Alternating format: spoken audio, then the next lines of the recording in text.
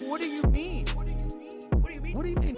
Alright, I yanked a clip from the Majority Report because I wanted to talk about it and using it as an excuse to recycle a video I put way too much work into. So here it is. Cited quote unquote market conditions.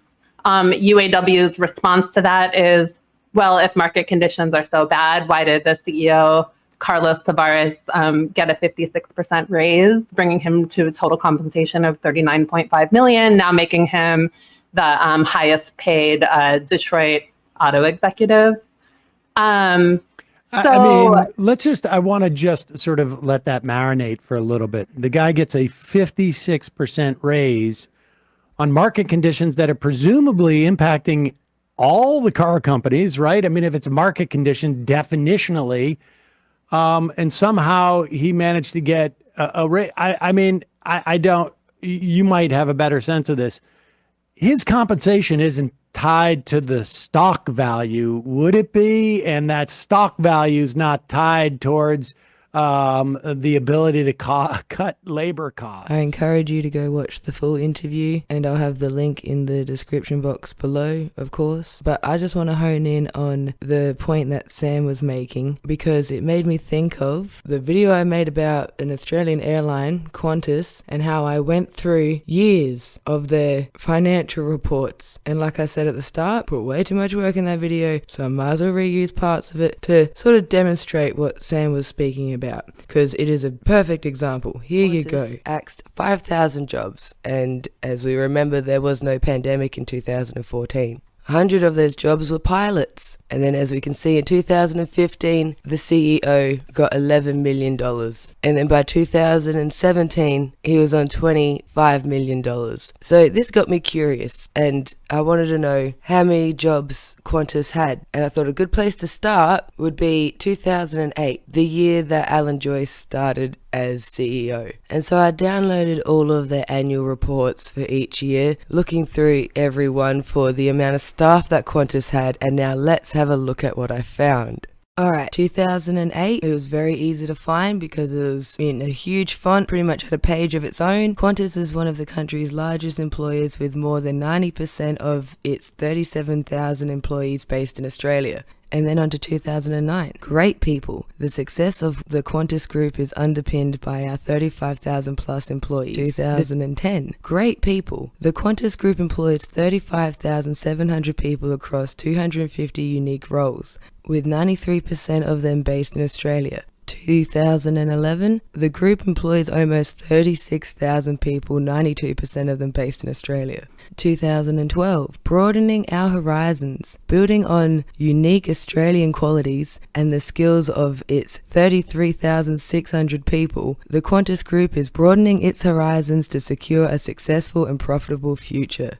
2013, as we transform our business and deliver our strategy, we are investing in our 30,000 plus people through training and new technology. And then on to 2014, where I couldn't actually find it, which I find interesting considering this was around the same time we had headlines like this about axing 5,000 jobs, and I couldn't find it for 2015 or 16. And I would just like to note that the examples that I'm presenting, especially from here on out, may not be the total of employees they have, but it's pretty much the only number I could find that gives us an idea of how many employees Qantas has.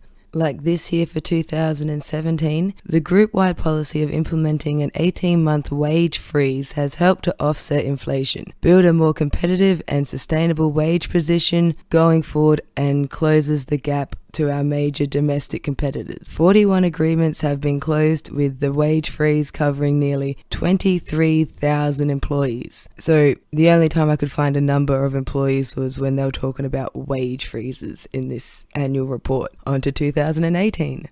We've also been in a position to award our people with $67 million set aside to recognise the contribution of our 27,000 non-executive employees towards the 2018 financial year result. And I should note that these bonuses were the reward for participating in the wage freeze. 2019, we know people are critical to our success, and we're pleased to provide 25,000 of our employees with a total of $32 million in staff travel bonuses.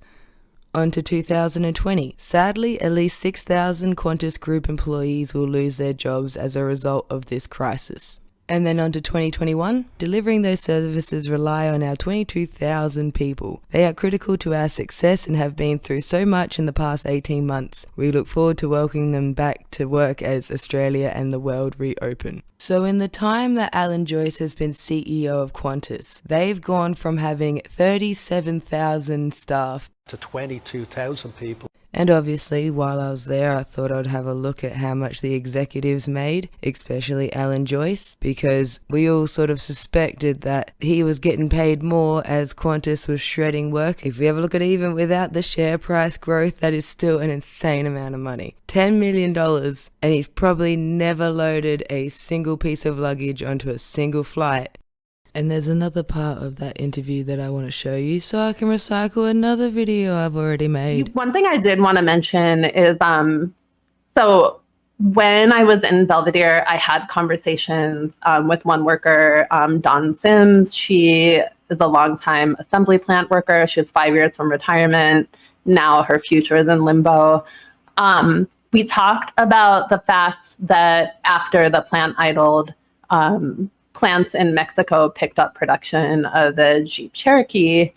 And one thing that she told me is, I want workers in Mexico to be paid well. I'm not against any worker in Mexico. I don't want anyone to lose their jobs. I think there's enough for everyone. And UAW has this broader Mexico solidarity program under the leadership of Sean Fain, who came in as a reform challenger.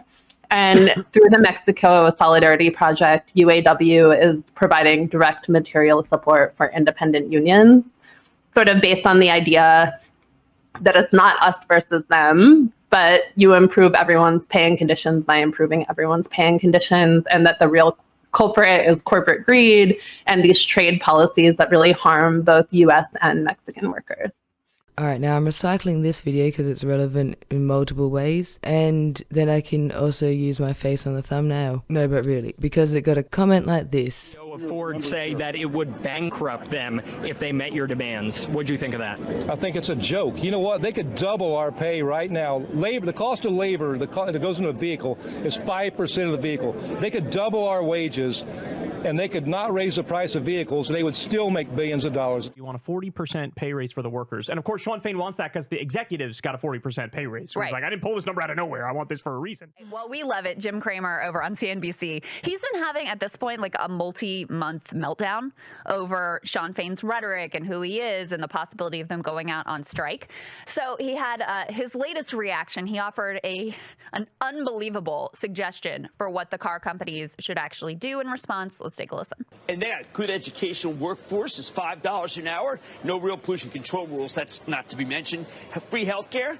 So you know what? You want to play ball? You want to keep doing this? Mexico. I wonder if anyone can guess what I'm honing in on. Have free health care. So you know what? You want to play. Did you get it? Did you? It?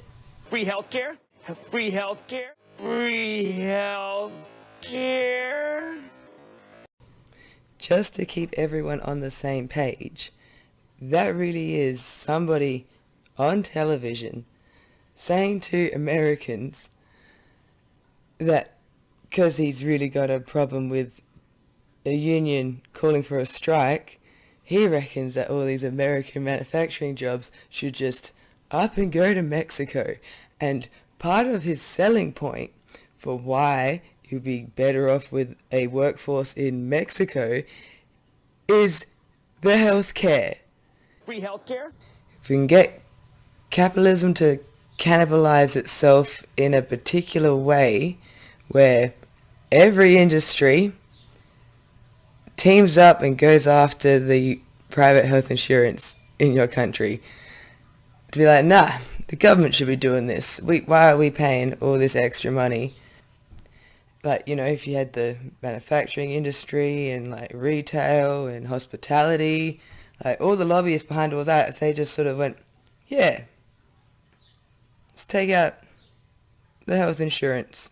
Let's put that on the government. Let's be like the rest of the world. See, maybe, you know, the whole make them think it's their idea and they might want to go for it. But like, seriously though, if we get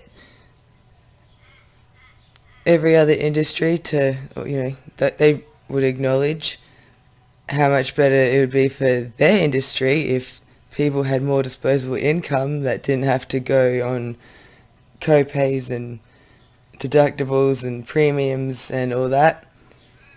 And if the government has to pay for things, they probably usually want to regulate the price for it. But yeah, thanks for watching. Like, subscribe. See, this is why I use my talking skull thing, because it doesn't matter what I look like. Ugh. What do you mean? What do you mean? What do you mean? What?